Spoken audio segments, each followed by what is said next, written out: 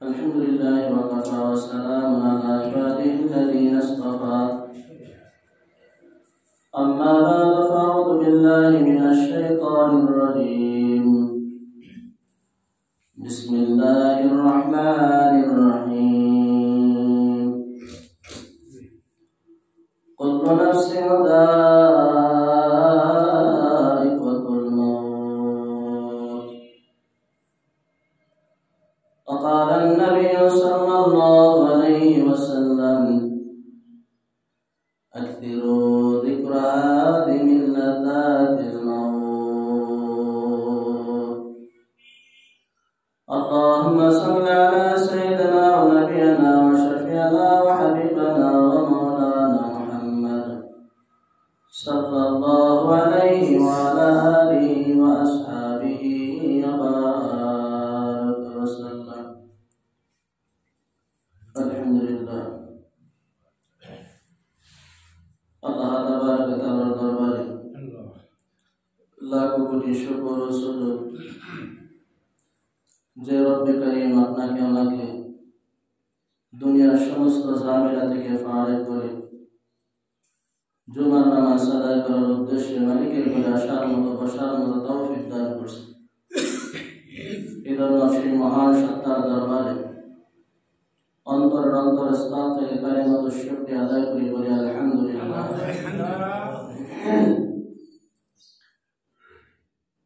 আমি বরকতের নিয়তে আপনাদের খেদমতে পবিত্র কালামুল্লাহ শরীফ থেকে একটা আয়াত তিলাওয়াত করছি। বিশ্বনবী জনাব মুহাম্মদ রাসূলুল্লাহ সাল্লাল্লাহু আলাইহি ওয়াসাল্লামের অসংখ্য অগণিত হাদিসের ভিতর থেকে মুসলিম শরীফ এর একটা হাদিস, মিশকাত শরীফের একটা হাদিস আমি তেলাওয়াত করছি। এই আয়াত এবং হাদিসকে সামনে রেখে নিজের ফায়দার জন্য, জাতির ফায়দার জন্য কিছু কথা বলতে থাকা, শুনতে থাকা। আল্লাহ তাবারক ওয়া তাআলা যেন প্রত্যেক ভাইদেরকে কথার উপর আমল করে জিন্দেগি গঠন করে ওইভাবে চলে আল্লাহকে রাজি খুশি করে দুনিয়া থেকে যাওয়ার তৌফিক দান করে, বলেন আমিন।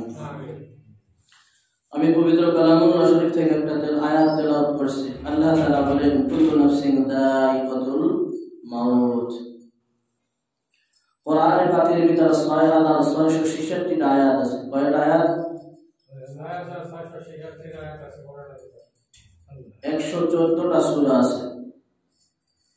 কেউ যদি বলে কোরআনের গোটা কোরআনকে আমি অস্বীকার করি, কোরআনকে আমি মানি না, এমন মানুষ আছে না নাই দুনিয়ায়? কোরআন মানে না। তো কোরআনের সমস্ত আয়াতগুলো যদি সে অস্বীকার করে, আবার আল্লাহ তাআলা এমন একটা আয়াত এই কোরআনের ভিতরে নাযিল করছে যে আয়াতকে কেউ অস্বীকার করতে পারবে না। সে যত বড়ই কাফের হোক না কেন, এই আয়াতকে তার স্বীকার করতেই হবে। এই আয়াতের অর্থ হলো একদিন যার জীবন আছে তার মরণ আছে, যার জীবন আছে তার মরণ আছে। এই জন্য তার বাপ দাদা দুনিয়া থেকে চলে গেছে। একদিন তার বাপ ছিল, তার দাদা ছিল, আজ তারা দুনিয়া থেকে চলে গেছে। তো কোন কাফের, কোন মুশরিক, কোন নাস্তিক এই আয়াতকে অস্বীকার করতে পারবে না যে মৃত্যুবরণ করা লাগবে না। এই কথা কেউ বলতে পারবে না। অর্থাৎ মৃত্যু একদিন অবশ্যই আসবে, এটা গ্রহণ করতে হবে। শুধু আমরা মৃত্যুবরণ করি তাই? আল্লাহ তাআলা আসমান এবং জমিনের ভিতর যত রূহ, যত মানুষের ভিতর, যত প্রাণীর ভিতর রূহ আছে, সমস্ত প্রাণীর একদিন না একদিন মৃত্যুর স্বাদ আস্বাদন করতেই হবে। পৃথিবীতে যত মানুষ আছে, এক সময় আল্লাহ তাআলার হুকুমে পৃথিবীতে যত মানুষ এখন বিদ্যমান আছে, 100 বছর পরে একজন মানুষ আর জীবিত থাকবে না। কি থাকবে না? জীবিত থাকবে না, কেউ জীবিত থাকবে না। এখন যারা পৃথিবীতে বসবাস করতেছে, আজ থেকে নিয়ে 100 বছর পর্যন্ত কেউ পৃথিবীতে থাকবে না। সকলেরই কবর জগতে যাইতে হবে।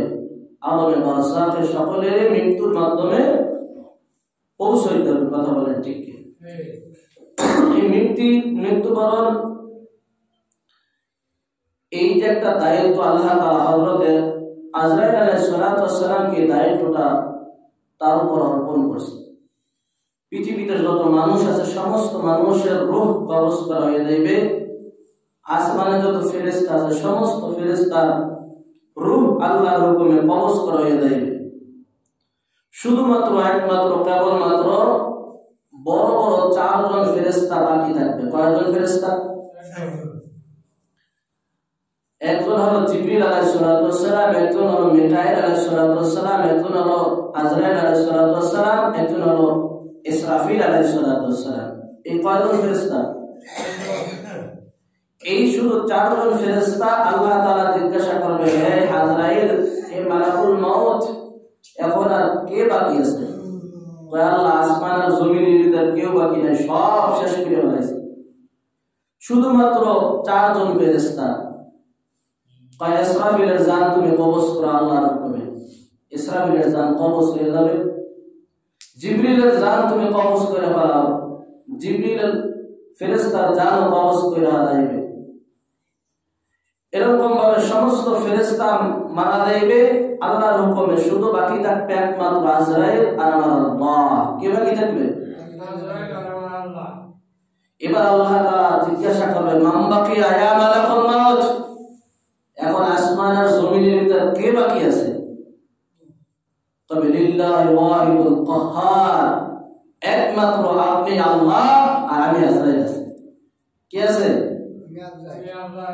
আপনি আল্লাহ জীবিত আছেন আর আমি আজরাইল জীবিত আছি। আল্লাহ তাআলা হুকুম করবে, হে আজরাইল, তুমি তো মাখলুক, তুমিও মৃত্যুবরণ করো।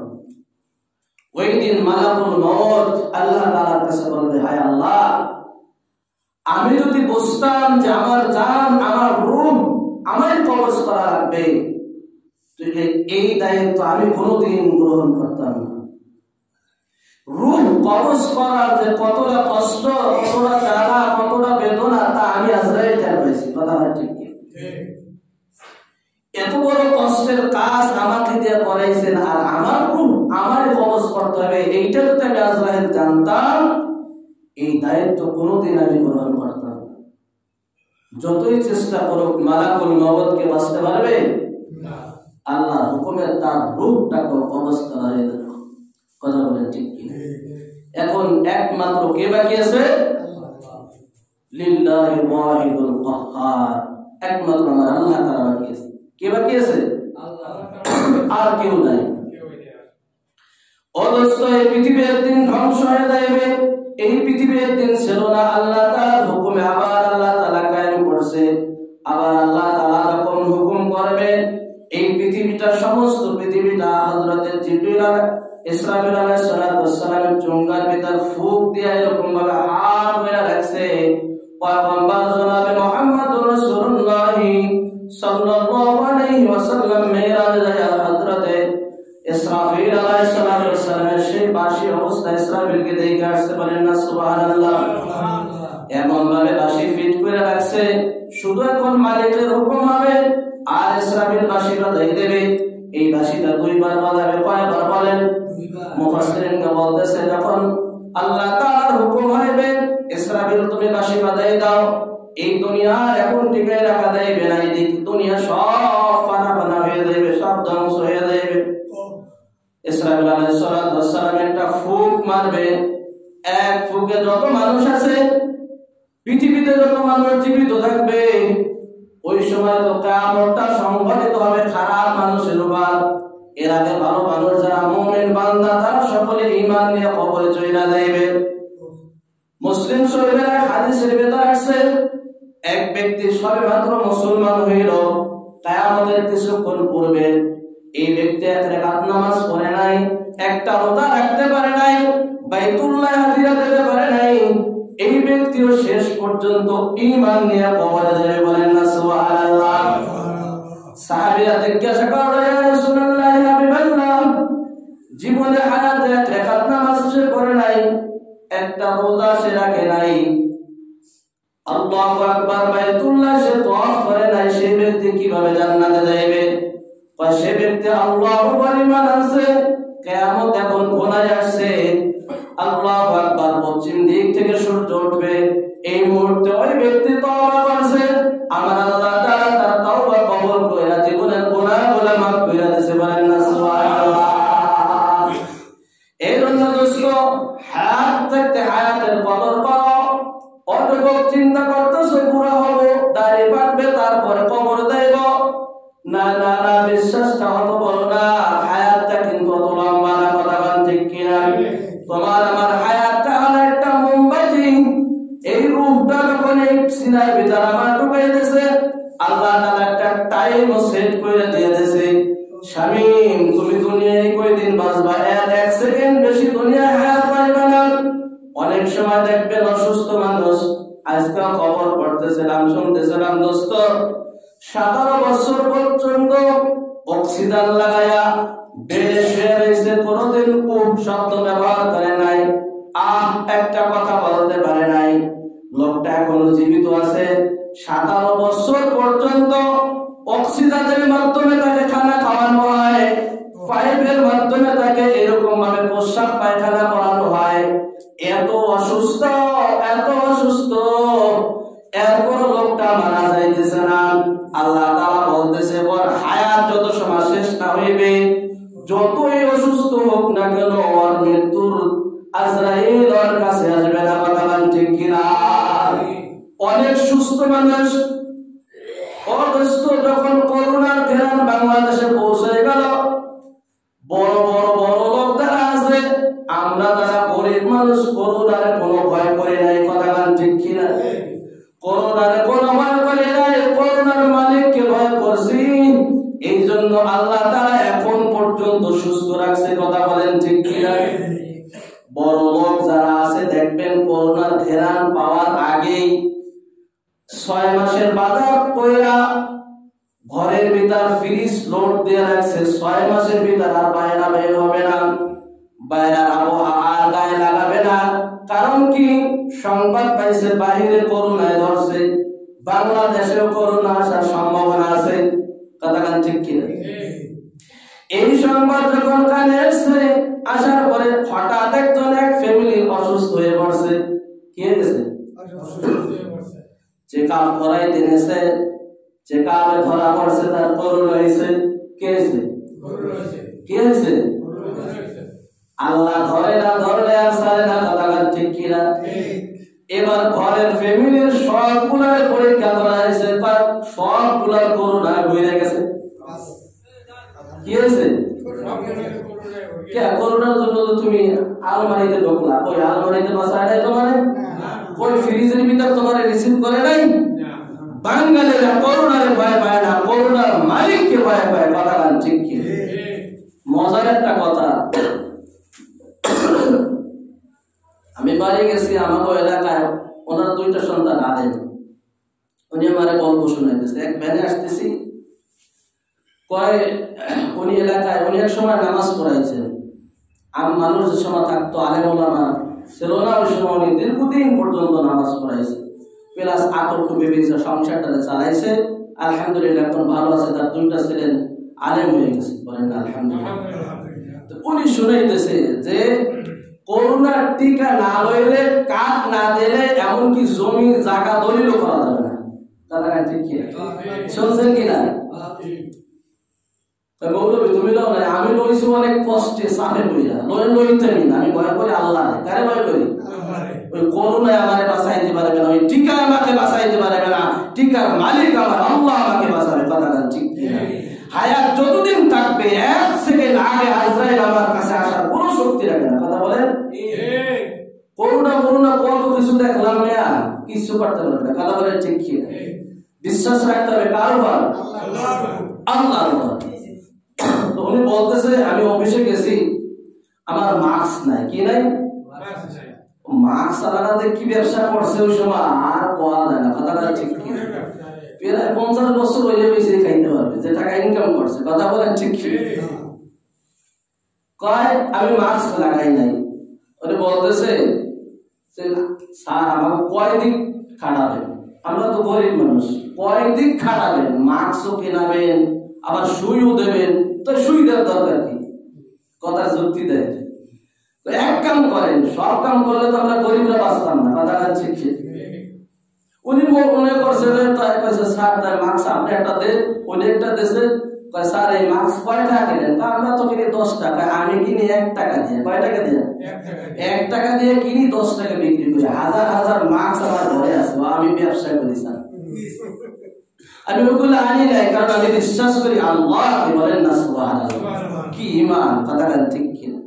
এক মহিলা আসলো, শেয়ান এক মহিলা, ওই দিকে আমি নিচে নামলাম না, উনি আইসা এমন এক অস্ত্র দিয়ে দিল ঢুকাইয়া। কি করলো? এরপর যে কথাটা বলছে, যেহেতু মসজিদ করে আমি ওই দিকে যাইতে পারলাম না, যারা বোঝার তারা বলছেন, কথাটা ঠিক কিনা? আল্লাহু আকবার। করুণা মরুণা কিছু না, করুণা দেওয়ার মালিক আল্লাহ। এই আল্লাহকে যখন ভয় করব, আল্লাহ তাআলা সমস্ত বিপদ থেকে তোমাকে আমাকে উদ্ধার করবে, কথা বলেন ঠিক কিনা? এই জন্য দোস্তর বুজুর্গ, এই পৃথিবী একদিন ধ্বংস হয়ে যাবে, পৃথিবী থাকবে না। পৃথিবী ইসরাফিল আলাইহিস সালাতু ওয়াসসালাম সিংহায় ফুঁক দেওয়ার পরে সব তছনছ হয়ে যাবে, মানুষ সব অজ্ঞান হয়ে যাবে, যারা জীবিত ছিল তারা সব মারা যাবে। আলমে বরসাতে অর্থাৎ মৃত্যুর বারণ করার কারণে কবরে চলে যাবে। এরপরে আল্লাহ তাআলা বলতেছে অতঃপর আবার একটা ফুঁক দেওয়া হইবে। আবু হুরায়রা বলতেছে অতঃপর 40 পর আবার একটা সিংহায় ফুঁক দেওয়া হইবে। আবু হুরায়রাকে জিজ্ঞাসা করলো, আবু হুরায়রা 40 পর মানে কি 40 দিন পরে? আবু হুরায়রা বললেন না, 40 দিন পরে আর ফুৎকার দেওয়া হইবে না। আবু হুরায়রা আবার প্রশ্ন করলো, আবু হুরায়রা তাহলে কি 40 সপ্তাহ পরে? কয় না, 40 সপ্তাহ পরে না। আবু হুরায়রা আবার জিজ্ঞাসা করলো, আবু হুরায়রা 40 মাস পরে কি আবার সিংহায় ফুঁক দেওয়া হবে? আবু হুরায়রা বলল না। তাহলে আবার বল, আবু হুরায়রা 40 বছর পরে কি আবার সিংহায় ফুঁক দেওয়া হবে? আবু হুরায়রা তার প্রশ্নের জবাবে বলতেছে এবার যে তোড়া ফুঁক দেওয়া হবে, মুফাসসিরিনরা বলতেছে আবু হুরায়রার কথাটাই না, যে একটা মানুষ যখন মৃত্যুবরণ করার পরে কবরে যায়, আলমে বারজাখে রাখার পরে সর্বশেষ যে মৃত্যুবরণ করবে তাকে 40,000 বছর কবরে থাকতে হবে। আবু হুরায়রা বলতেছে তার প্রশ্নের ঢঙের জবাব এইভাবে যে আল্লাহ তাআলা 40,000 বছর পরে আবার সিংহায় ফুঁক দিতে বলবে। ইসরাফিল আলাইহিস সালাতু ওয়াস সালাম আবার ফুঁক দেবে। সমস্ত মানুষ জানান আল্লাহু আকবার। আল্লাহর হাবিব হাদিসের ভিতর বলতেছেন আল কবরু মিন রিয়াবিল জান্নাহ আও হুফরাতুম মিন হুফারিন নার। কবরটা হলো একটা জান্নাতের বাগান, আবার কবরটা হলো একটা জাহান্নামের একটা গর্ত, বলেন নাউজুবিল্লাহ। একটা মুমিন বান্দাকে যখন কবরে পাঠিয়ে দেয়, ও দোস্ত ভালো করে খেয়াল করতে হবে, আমি কাউকে কষ্ট দেওয়ার জন্য বলতেছি না, খবরদার। আমি একমাত্র আল্লাহ এবং রাসূলের কথাগুলো মেসেজের কায়দা আপনাদের কান পর্যন্ত পৌঁছাইয়া দেওয়ার দায়িত্ব আমার। যেহেতু আল্লাহ তাআলা আমাকে শিক্ষা দিয়েছে, কথা বলেন ঠিক কিনা?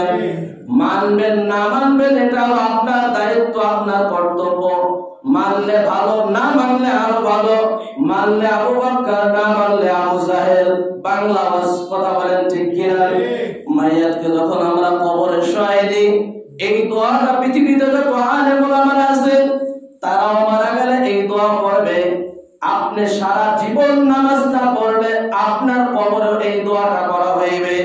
এই দোয়াটা হইল বিসমিল্লাহি ওয়া আলা মিল্লাতি রাসূলিল্লাহ। এর অর্থ কি, এর তরজমা কি, এর জীবনে কোনদিন ব্যাখ্যা বিশ্লেষণ শুনি নাই আর করি নাই, কথা বলেন ঠিক কিনা? এর অর্থ হলো মুফাসসিরিনরা বলতেছে বিসমিল্লাহি ওয়া আলা মিল্লাতি রাসূলিল্লাহ, হে আল্লাহ এবং আল্লাহর রাসূলের উপর এই ব্যক্তিকে এখন দাফন করা হইল। এই দুনিয়া যতদিন বাঁচছে আল্লাহ এবং রাসূলের মিল্লাতের উপর চলছে এবং মৃত্যুবরণ করছে আল্লাহর রাসূলের সুন্নাতের উপর মৃত্যুবরণ করছে। আল্লাহু আকবার। এমন মানুষের কবরে রাখার পরে আমরা দোয়াটা করি যে এই ব্যক্তির মুখে কোনোদিন দাড়ি গজাইতে দেয় না ওই লোকটা।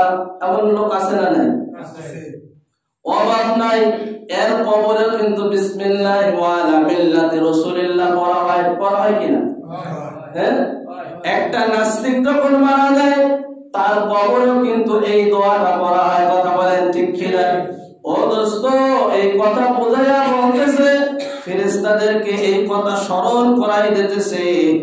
একটা মানুষ কোরআন হাদিসের বিরোধিতা করে, সারা জীবন সে কোরআন মানে না, কোরআনের পথে আসে না, আলেম ওলামাদের কথা শুনে না, নামাজ কালামের ধার ধারে না, এই ব্যক্তি যখন মৃত্যুর শয্যায় সাজ্জিত হয়ে যায়, এখন জানটা কবজ করা হইবে, এই সময় বন্দায় মাদ্রাসায় হুজুর আয়েশা কিছু কোরআন তেলাওয়াত করেন, সূরা ইয়াসিন করেন। এখন ইয়াসিন বললে কি কাজ হবে? হ্যাঁ, ও জীবিত অবস্থায় কোরআনের ধার ধারে নাই। ফেরেশতারা বললে যে এখন কোরআন যেহেতু স্মরণ করাই দিয়েছো, এই যেহেতু সারা জীবন কোরআনের বিপক্ষে চলছে, আযাব উসি ফাইল, এখন এদের দ্বিগুণ শাস্তি দেওয়া হবে, একে বেঈমান বানাইয়া দুনিয়া থেকে নেওয়া হবে। কথা বলেন ঠিক কি? এখন কোরআন পড়লে কাজ হবে? কোরআন নাযিল হয়েছে মৃত্যু মানুষের জন্য, কথা বলেন না জিন্দা মানুষের জন্য। জিন্দা মানুষ এমন একটা মানুষ, আল্লাহু আকবার, শাফুন না শাফি ইবাদাতিল্লাহ, এমন এক যুবকের উপর কোরআন নাযিল হয়েছে। 18 জন যুবকের শক্তি তার গায়ে ছিল, এমন এক যুবকের উপর কোরআন আল্লাহ তাআলা নাযিল করেছে। কথা বলেন ঠিক কি? এই কোরআন মৃত্যু মানুষের জন্য আল্লাহ তাআলা নাযিল করেন নাই, কোরআন জীবিত মানুষের জন্য, হুদাল লিন-নাস। কথা বলেন ঠিক কি? মনে গেল হুজুর প্রতিদিন কথা বলে না কাজ হবে, ফেরেশতারা বলতে সোজা বানায় না, বা হুজুর ফরের কাজেরা ডায়ের তাই করি। কথা ঠিক কি? বলতেছিলাম, এই মানুষ যখন মারা যাইবে, দ্বিতীয় ফুৎকার যখন দেওয়া হইবে, আল্লাহ হাবিব বলছে যেহেতু কবরটা জান্নাত এবং কবরটা জাহান্নামের একটা বর্তক, মুমিন যখন মারা যাইবে সুন্দরভাবে কাফন দাফন করায়া, দুইজন মানুষ কবরে ডাইবা সুন্দরভাবে লাশটাকে শোয়ায়া দোয়া দরুদ পড়া যখন উঠা আসবে, মানুষ হাদিসের ভিতর আছে 40-41 কদম যখন ঘরে ফিরা যাইবে, তখন নাকি দুইজন ফেরেশতা আসবে। এইগুলা কিন্তু নাস্তিকরা মানে না, যা দেখি না তা মানি না, আছে না নাই?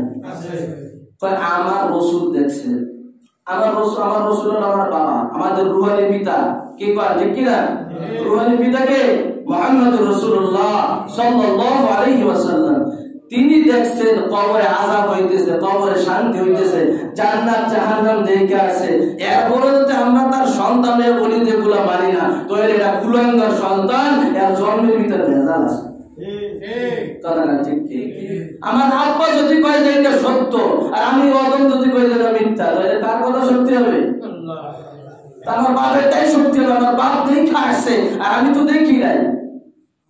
আল্লাহু আকবার। এই মুমিন বান্দাকে তিনটা প্রশ্ন করা হয়। কয়টা প্রশ্ন? তিনটা প্রশ্ন। মান রব্বুকা মান দীনুকা মান নাবিয়ুকা। আল্লাহ সম্পর্কে পরিচয় করা হয়, রবের সম্পর্কে, রব তোমার রবকে। ওই রব ওইগুলা মুখস্থ করে গেলে হয়তো না। অনেকে বলে যে হুজুর এটা লেখা দেন চিঠির ভিতর, কাপড়ের ভিতর ঢুকাই রাখবো, ফেরেশতা যখন জিজ্ঞাসা করবে অটোমেটিক দেখাই দেব যে এই যে আমার রব কেডা, আমার দিন কি, আমার নবী কি, সব এই জায়গায় লেখা আছে, তুমি বইলে নাও। ওইগুলা কিন্তু কাজ হইতো না। কথা বল ঠিক কিনা? কাজ হইবে না। যে রবের হুকুম মানবে, যতই মূর্খ হোক না কেন, আলহামদুলিল্লাহ সূরা সে নাই পড়তে পারো, সে বলবে আমার রব্বি আল্লাহ। কি বলবে? আল্লাহ। আমার রবকে আল্লাহ। ওই ব্যক্তি যদি দিন অনুযায়ী চলে, গোটা শরীরটাকে যে দিন দিয়ে সাজায়, যেভাবে আল্লাহ এবং রাসূল সাজাইছে, রাসূলের তরিকা অনুযায়ী, রাসূল 63 বছর জিন্দেগিতে হায়াতে বুঝিতে কিভাবে তার শরীর সাজাইছে। আল্লাহু আকবার। আল্লাহর এক বুজুর্গ, আল্লাহর ওলি হোসাইন আহমদ মাদানী রাহমাতুল্লাহ আলাইহি, এনার কাছে এক ব্যক্তি আসছে, কিছু লোক আসছে, সমাজের লোক এসে বলতেছে হুজুর বলেন আমরা এবার ইসলামী হুকুমত কায়েম করব। কি হুকুমত কায়েম করবে? ইসলামী হুকুমত। এখন হোসাইন আহমদ মাদানী কত বড় আল্লাহর ওলি, কত বড় বুজুর্গ, আমার ব্যাখ্যা দেওয়ার সময় নেই। তো এই আল্লাহর ওলি বলতেছে, ওই যুবক চেহারা দিক তাকায় বলতেছে তোমার দ্বারা সম্ভব না। তাই হুজুর কি বললেন? আসমান ভাইঙ্গা জমিনে বেলায়, জমিন ভাইঙ্গা আসমানে উড়াই, লাড়ির ভিতর মুকুট ঢুকাই, আমরা আবার পারবো না। কথা বল ঠিক কি? যুবকরা কি না পারে? তাই না বাবা, তোমাকে দিয়ে সম্ভব হবে না। আল্লাহর ওলি মানুষ তো, নরম ভাষায় কথা বলে। কি ভাষায়? নরম ভাষায়। এই শরীরের মালিক কে? মূল মালিক তো আমার আল্লাহ। মূল মালিক কে? আল্লাহ। যত সময় আমার দায়িত্ব থাকবে, হেফাজতের দায়িত্ব করা আমার দায়িত্ব।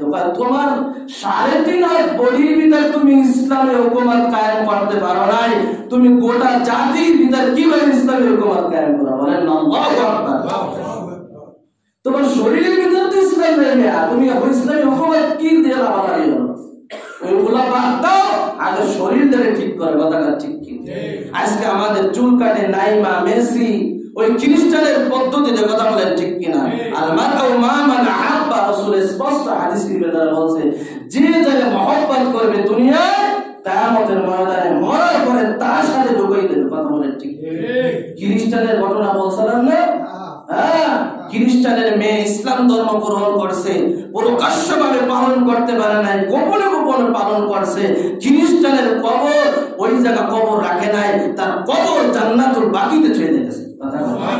এটা মহব্বতের কারণে আর ভালোবাসার বহিঃপ্রকাশ। এটা যা শুধু তার আলাদা, ঠিক কিনা?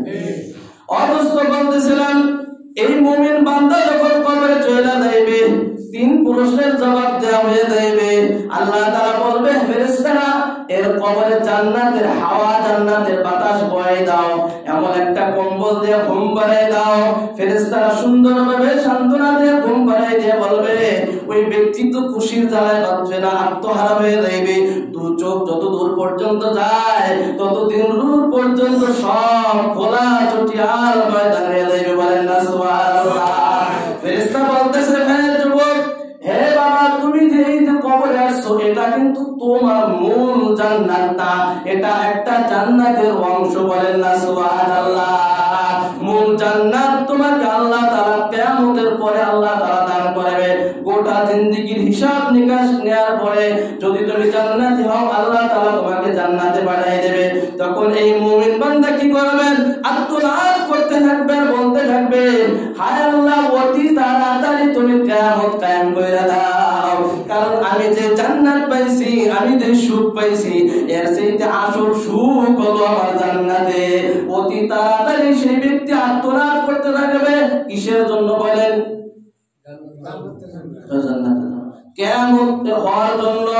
হায় আল্লাহ, অতি তাড়াতাড়ি কিয়ামত সংগঠিত করেন, কারণ কিয়ামত হইলে আমি আমার জান্নাতে, চিরস্থায়ী জান্নাতে আমি যাইতে পারবো। কথা বলেন, ঠিক কিনা? কখন ধরে একটা কাফের যখন মারা যায়, একজন ফাসিক যখন বেঈমান হয়ে আল্লাহর হুকুম না মেনে কবরে যায়, কবরে তাকেও কিন্তু 3টা প্রশ্ন করা হয়। কয়টা প্রশ্ন? মুমিনের জন্য একই প্রশ্ন, কাফেরের জন্য একই প্রশ্ন, বেদিনের জন্য একই প্রশ্ন, খ্রিস্টানের জন্য একই প্রশ্ন, বৌদ্ধর জন্য কিন্তু একই প্রশ্ন করা হয়। কথা বলেন, ঠিক কিনা? যখন রবের পরিচয় বলে, কয় রব্বে, তোমার রব কে? কয় লা আদরি, আমি কিছুই জানি না। আমার দিনুকা, তোমার দিন কি? উনি তো দিন অনুযায়ী চলে না, তো কিভাবে কবে আমার দিন আল ইসলাম, আমার দিন হলো ইসলাম? বলতে পারবে? কাজ হইবে না, যতই চেষ্টা করবে পারবে না, ভিতর থেকে আসলেও পারবে না, কারণ সেদিন অনুযায়ী সে চলে নাই। বলবে লা আদরি।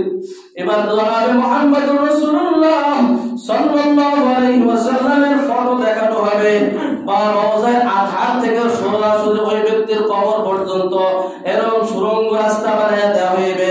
রাসূলের চেহারা দেখায় বলবে, এই ব্যক্তিকে, এই ব্যক্তি সম্পর্কে তুমি কি জানো? বলবে লা আদরি, লা আদরি, আমার কবর কতই খারাপ, আমি এই ব্যক্তিকে চিনলাম না। ফেরেশতারা এমন ভাবে জাহান্নামের আগুন ওই কবরের সাথে সাথে লাগাই দেবে। ওই মরার পরে ওই হাসর নাসর পৌঁছিয়ে পরে তার জাহান্নামে যাওয়ার দরকার নাই, তার কবর জান্নাত, তার কবরে হয়ে যাবে জাহান্নাম। কথা বলেন, ঠিক কিনা? ফেরেশতারা বলবে, হ্যাঁ যুবক, এই কিন্তু জাহান্নামের আগুন, এইটা মূল আগুন না, এর আগুনের কিছু একটা অংশ তোমার কবরের ভিতর দেওয়া হইল, 99টা সাপ তোমার কবরের ভিতর দেওয়া হইল। এক পাথরের মাটি এমন ভাবে চাপ দেবে, হাদিসের ভিতর রাসূল দেখাইতেছে, সাহাবীরা দেখো, এইরকম ভাবে এক পাথর হাত আর পাথরের ভিতর ঢুকে যাইবে। ও দোস্ত, এতটা কষ্ট হইবে। একটা সাপে যদি দুনিয়া একবার সবল মারতো, এক ফোঁটা বিষ যদি এই পৃথিবীতে যত পানি আছে সমস্ত পানিতে পলানো হইত, হাদিসের ভিতরে আছে সমস্ত পানি বিষাক্ত হয়ে যাইত, বিষের কারণে সব মৎস্যগুলা মারা যাইত। এক ফোঁটা বিষ যদি সবুজ ঘাসের উপর পালানো হইত, সমস্ত সবুজ ঘাসগুলা সব হলুদ হয়ে যাইত, পৃথিবীতে সব কিছু ধ্বংস হয়ে যাইত। এই এমন একটা সাপ তোমাকে নিয়ে সেট কইরা দেবে, এমন ভাবে একবার সবল দেবে, 70 গজ মাটির তলে ঢুকে যাবে, আবার টান দিয়ে উঠাইবে। ফজরের নামাজ কাজা করার কারণে জোহর পর্যন্ত, জোহরের নামাজ কাজা করার পর্যন্ত করে আসর পর্যন্ত, আসরের নামাজ জামাত আসে নাই আসর থেকে মাগরিব পর্যন্ত, মাগরিবের নামাজ আসে নাই মাগরিব থেকে এশা পর্যন্ত। এশায়ও মুয়াজ্জিন আযান দিছে, আল্লাহু আকবার আল্লাহু আকবার, আল্লাহ সব থেকে বড়, আল্লাহ সব থেকে বড়, এই আওয়াজ দিছে, কিন্তু ওই অদম আর আল্লাহর ঘরে পর্যন্ত আসে নাই, মসজিদে আসে নাই, এশার নামাজ সে পড়লো না।